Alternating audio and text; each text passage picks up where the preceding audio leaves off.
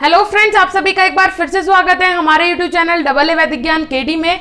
और हम पढ़े थे बी फार्मा 6th सेमेस्टर का एक थोड़ा टिपिकल बोलते हैं कि ये 6th सेमेस्टर में सबसे ज़्यादा टिपिकल सब्जेक्ट है बायोटेक्नोलॉजी। उसके टॉपिक्स हमने स्टार्ट किए थे। 5th यूनिट हम ऑलरेडी कंप्लीट कर चुके हैं अपने दूसरे चैनल केडी फार्मा ज्ञान पे।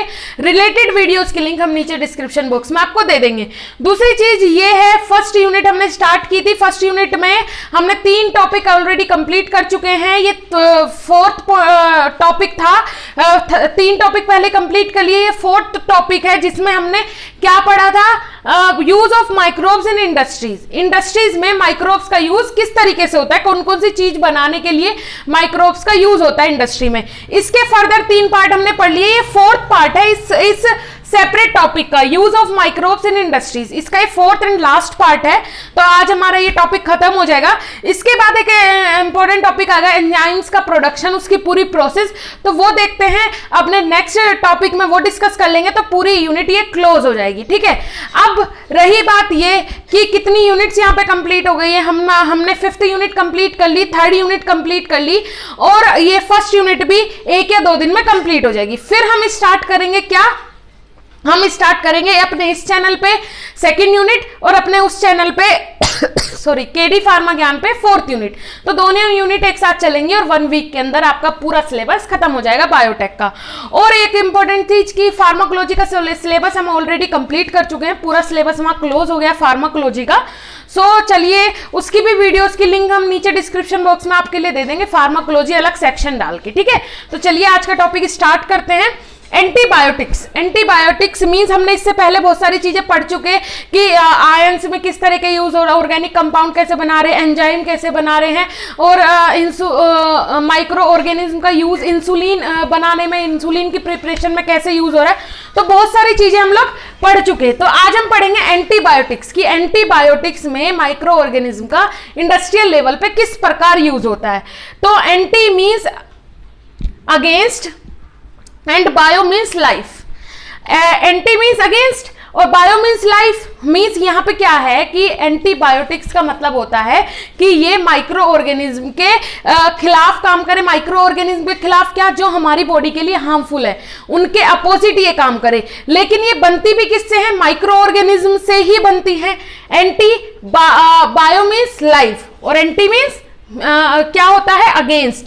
जो हमारी बॉडी में फॉरेन पार्टिकल्स हैं, हमारी बॉडी के लिए हार्मफुल पार्टिकल्स हैं, उनके अगेंस्ट जो काम करे वो एंटीबायोटिक्स होती हैं। अब देखते हैं, microbes produce chemical that can kill to stop the growth of disease causing organism. Microbes produce chemical that can kill to stop the growth of disease.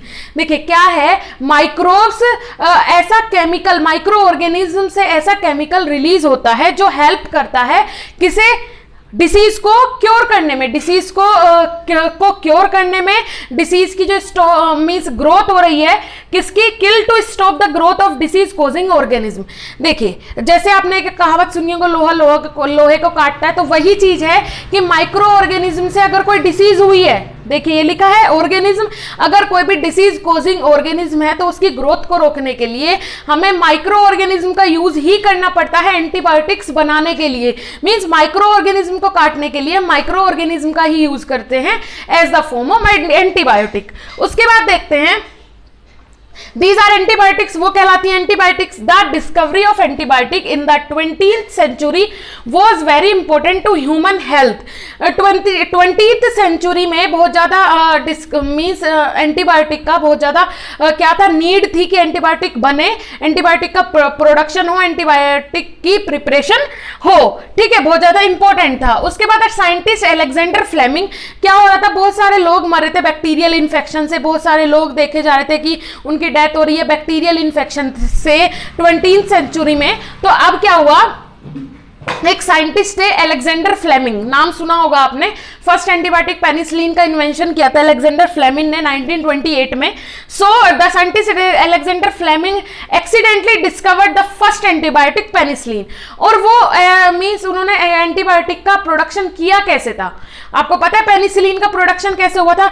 Research तो वो इसी चीज पे कर रहे थे कि किसी तरीके से वो एंटीबायोटिक बना पाए, ठीक है। एंटीबायोटिक के बनाने की ही रिसर्च चल रही थी, लेकिन जिस तरीके से वो बना रहे थे, जो तरीका उन्हें पता था, उस तरीके से वो सक्सेसफुल नहीं हो पा रहे थे। तो क्या हुआ मींस मैं आपको बता दूं वो एक्सीडेंट कैसे हुआ था। तो वो उनकी किसी मींस वो बहुत दिनों से रिसर्च कर रहे थे, पर लेकिन कोई पॉजिटिव रिजल्ट नहीं मिल रहा था। तो क्या हुआ, उनकी 2 दिन की छुट्टी हुई, हॉलीडे था, तो वो घर चले गए। और जो उन्होंने कल्चर मीडिया प्रिपेयर किया था, ठीक है, जो कल्चर मीडिया उन्होंने प्रिपेयर किया था, वो कहाँ ऐसे ही एक विंडो थी उनके कैबिन के सामने जहां पे वो रिसर्च करते थे, वहीं पे एक विंडो थी सामने। तो वो ऐसे ही खुले में रख के उसे चले गए। उन्होंने उसे ऐसा होता है ना स्टराइल करने के लिए रखते हैं, ऐसा कुछ नहीं किया, सिर्फ उसे खुले में रख के चले गए। ऐसे ही पड़ा था वो, ये बोल सकते हैं कि रिमूव करना भूल गए या फिर उसे हटाया नहीं उन्होंने, ये सोच के वो रख के चले गए कि खराब है, कोई मतलब नहीं है, चले गए।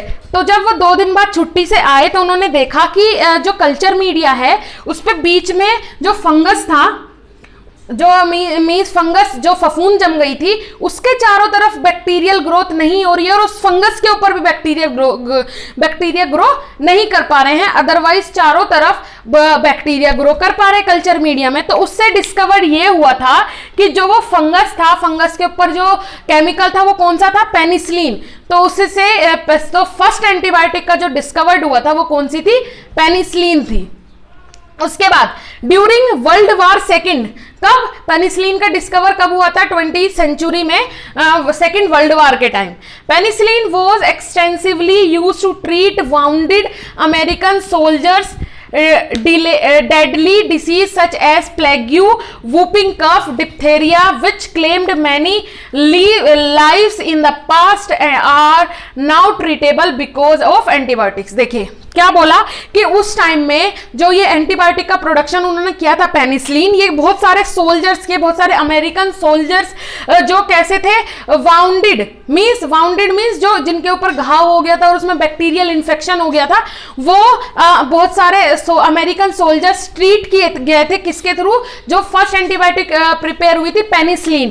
फिर उसके बाद बहुत सारे न्यू इन्वेंशंस होने लगे, जैसे कि plague, whooping cough, diphtheria, which claimed many lives in the past are now treatable because of antibiotic. आज जो डिप्थेरिया है, डिप्थेरिया एक मेजर डिसीज है, किसकी? मीन्स ये आपका जो बोल सकते हैं अपर रेस्पिरेटरी सिस्टम की एक डिसीज है। सो इसमें डिप्थेरिया में क्या हो जाता है? इन्फेक्शन हो जाता है, बहुत ज्यादा बैक्टीरियल इन्फेक्शन हो जाता है। सो उसके कारण डेथ भी हो सकती है। लेकिन अब क्योंकि एंटीबायोटिक है, उसका वैक्सीन बन गया है, तो वो एक नॉर्मल डिसीज में आता है। डिप्थेरिया वैक्सीनेशन हो जाता है तो वो नॉर्मली क्योर हो जाता है, ठीक है। उसके बाद देखते हैं इन बायोगैस प्रोडक्शन। तो आपको समझ में आया सबसे ज्यादा तो माइक्रो ऑर्गेनिज्म का यूज किसके लिए है? किसी भी बैक्टीरियल इन्फेक्शन को, किसी भी माइक्रोब से जो इन्फेक्शन हुआ है उसी को ट्रीट करने के लिए क्या माइक्रो ऑर्गेनिज्म यूज होते हैं? बहुत सारी एंटीबायोटिक्स बनाने, सारी ही एंटीबायोटिक्स बनाने के लिए डिफरेंट माइक्रो ऑर्गेनिज्म का यूज होता है।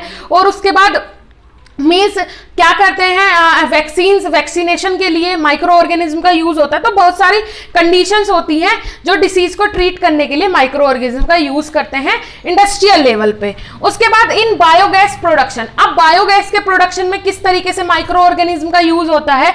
Microbial activity produce a mixture of gases, mostly methane, this is biogas and is used as fuel. देखिए बहुत सारी बायोगैस का प्रोडक्शन होता है किसके थ्रू? माइक्रो ऑर्गेनिज्म के थ्रू। मोस्टली कौन सी? जैसे कि मोस्टली मीथेन गैस यूज होती है एज अ फ्यूल के मींस एक फ्यूल की तरह यूज होती है। और बायोगैस को बनाने के लिए बहुत सारे माइक्रो ऑर्गेनिज्म की हेल्प से हम बायोगैस का क्या करवा सकते हैं? प्रोडक्शन करवा सकते हैं। जैसे कि मीथेन एक इंपॉर्टेंट गैस है क्योंकि वो फ्यूल की तरह यूज होती है, एक फ्यूल का काम करती है, ठीक है। तो मीथेन गैस का हमें प्रोडक्शन करवाना जरूरी है और हाई लेवल पे करवाना जरूरी है, तो वो किसकी हेल्प से करवाते हैं? माइक्रो ऑर्गेनिज्म की हेल्प से करवाते हैं। उसके बाद different microbes give rise to different gases based on the substrate they use. Anaerobic bacteria feed on cellulose and generate large amount of methane along with CO2 and H2। देखिए क्या बोला, जो एनारोबिक बैक्टीरिया होते हैं, जो anaerobic bacteria होते हैं वो क्या करते हैं? फीड आ सेल्यूलोस मीन सेल्यूलोस लेते हैं वो ऐसा फीड, और जनरेट क्या करते हैं? लार्ज अमाउंट ऑफ मीथेन, बहुत लार्ज अमाउंट में मीथेन गैस का वो प्रोडक्शन करते हैं कि विद अलोंग कार्बन डाइऑक्साइड और हाइड्रोजन का CO2 और H2 को एक साथ कंबाइन करके क्या करते हैं? कार्बन डाइऑक्साइड और हाइड्रोजन को मिला के किस गैस का प्रोडक्शन करते हैं? एनारोबिक बैक्टीरिया मीथेन गैस का। ठीक है, उसके बाद these bacteria are methanobacterium found in the anaerobic sludge mention about in a common example. देखिए मीन्स यहाँ पे वही बोला है कि जो इन्हें हम नाम क्या देते हैं? मिथेनोबैक्टम, और एग्जाम्पल आपको ऊपर मिल ही गया कि किस तरीके से ये गैस का प्रोडक्शन करते हैं। अब आया आप लास्ट पॉइंट है एज बायो कंट्रोल एजेंट्स। अब बायो कंट्रोल एजेंट कैसे बनते हैं? माइक्रो ऑर्गेनिज्म की हेल्प से कैसे बायो एजेंट, जो बायो कंट्रोल एजेंट्स है वो कैसे बनते हैं? An example of microbial agent in the bacteria bacillus thuringiensis that is toxic to butterfly caterpillars but does not harm other insects. देखिए क्या है, जो बायो कंट्रोल एजेंट्स हैं वो माइक्रोब से बनते हैं, वो हार्मफुल होते हैं, टॉक्सिक होते हैं, जैसे कि बैसिलस ट्रिंगेंट्स है, ये जो बैक्टीरिया है ये हार्मफुल है किसके लिए? ओनली बटरफ्लाई कैपिलरीज के लिए, लेकिन अदर जो इंसेक्ट्स हैं उनके लिए हार्मफुल नहीं है। उसके बाद another bio control agents develop to treat plant disease in fungus trichoderma baculovirus are also excellent biocontrol agent because they attack harmful pests without negatively impacting plant and beneficial insects. देखिए वही बोला है कि बहुत सारे बैक्टीरिया ऐसे हैं जो हम यूज करते हैं प्लांट की ग्रोथ के लिए, तो लेकिन वो हार्मफुल भी होते हैं किसके लिए? बहुत सारे इंसेक्ट्स के लिए हार्मफुल होते हैं और बहुत सारों के लिए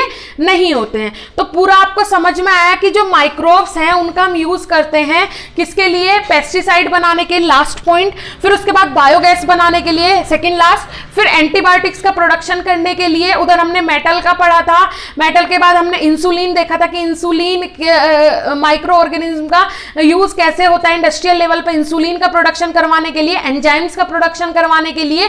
फिर हमने देखा था कि ऑर्गेनिक कंपाउंड्स का प्रोडक्शन करवाने के लिए माइक्रो ऑर्गेनिज्म किस तरीके से यूज हो रहे हैं इंडस्ट्रियल लेवल पे।